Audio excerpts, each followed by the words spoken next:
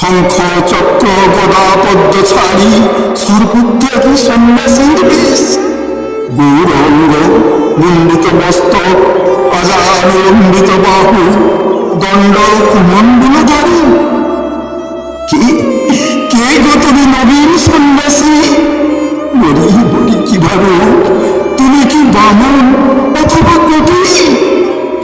যারে তুমি দিবানিশি করো আকর্ষণ, আমি সেই নবরূপে কলিযুগে নাম ধর্ম করিয়া প্রচার, উদ্ধারিতে করি হতে জীবে আমি এসেছি আচার্য। তুমি এসেছ? কোথায় কোথায় এসেছ? গঙ্গার দক্ষিণ তীর জ্ঞানের আলোক ভূমি, নবদ্বীপ লীলাভূমি মম। ফাল্গুনী পূর্ণিমা ফাল্গুনী নক্ষত্রে সিংহ রাশি করিয়া আশ্রয়, আসিয়াছি আমি হেতা তব বাঞ্ছা করিতে পূরণ। তুমি কিন্তু নারায়ণ? আমি নারায়ণ। তুমি নারায়ণ? তবে সেই নবীন সন্ন্যাসী? আমি শ্রীকৃষ্ণ চৈতন্য। তুমি নারায়ণ, আমি নারায়ণ। তুমি আমি শ্রীকৃষ্ণ চৈতন্য। নারায়ণ নারায়ণ চৈতন্য, চৈতন্য নারায়ণ, নারায়ণ চৈতন্য, চৈতন্য নারায়ণ। একই জ্যোতি, একই জ্যোতি, একই জ্যোতি, নারায়ণ নারায়ণ নারায়ণ।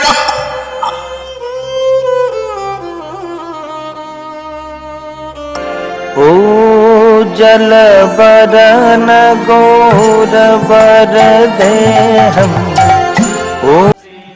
হরিদাস, প্রণাম আচার্য। আপনি আপনি এভাবে প্রাঙ্গণে? প্রাঙ্গণে? হ্যাঁ হ্যাঁ, তাই তো তাই তো। আমি ঠিক বুঝতে পারছি না হরিদাস, সারা রাত ঠাকুর ঘরে আরাধ্য দেবতার ধ্যানে মগ্ন ছিলাম। কখন কি যেন আদেশে আমি এখানে এসে পড়েছি। প্রভু, আমার কি মস্তিষ্ক বিকার ঘটল? আমি কি দেখলাম? আমি কি দেখলাম হরিদাস? আমি কি দেখলাম? কি কি দেখলেন প্রভু? প্রথমে প্রথমে নারায়ণ, তারপর মুন্ডিত মস্তক, অজানুলম্বিত বাহু, দণ্ড কমণ্ডলধারী গৌরবর্ণ এক নবীন সন্ন্যাসী যেন যেন দেখা দিয়ে বললেন। কি কি বললেন? আমি এসেছি আচার্য, কলিতে জীবের উদ্ধারে নাম ধর্ম প্রচার করতে এসেছি। আমি শ্রীকৃষ্ণ চৈতন্য। প্রভু! হরিদাস, আমি কি স্বপ্ন দেখলাম হরিদাস?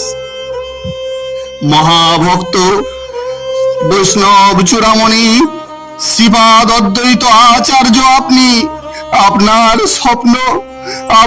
স্বপ্ন মিথ্যা হতে পারে না প্রভু, মিথ্যা হতে পারে না। না না, ভাব প্রবণতায় হারিয়ে গেলে চলবে না। চলো চলো, সমস্ত নদিয়া তন্ন তন্ন করে খুঁজে দেখতে হবে অদ্বৈতের স্বপ্ন, শুধু স্বপ্ন না সত্য। কালা চাঁদ নদে এসেছে।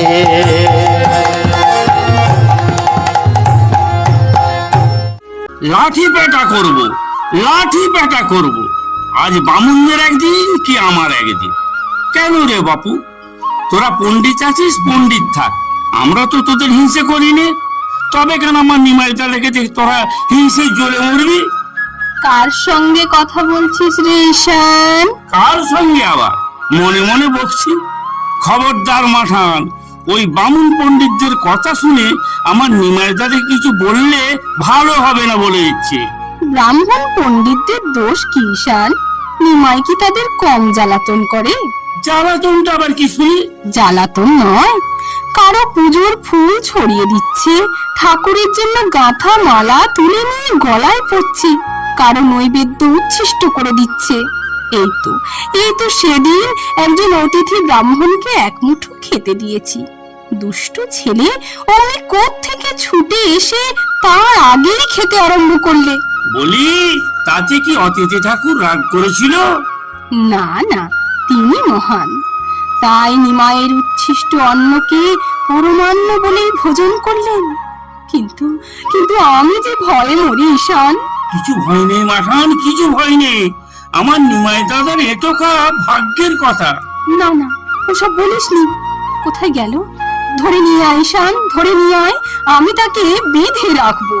বলো যাচ্ছি, কিন্তু নিমাই দাদাকে তুমি বেঁধে রাখতে পারবে না মাঠান।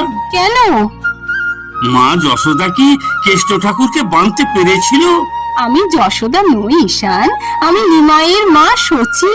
আমার নিমাই দাদাও শুধু তোমার একার নিমাই নয় মাঠান, সে ভগবান, সাক্ষাৎ ভগবান।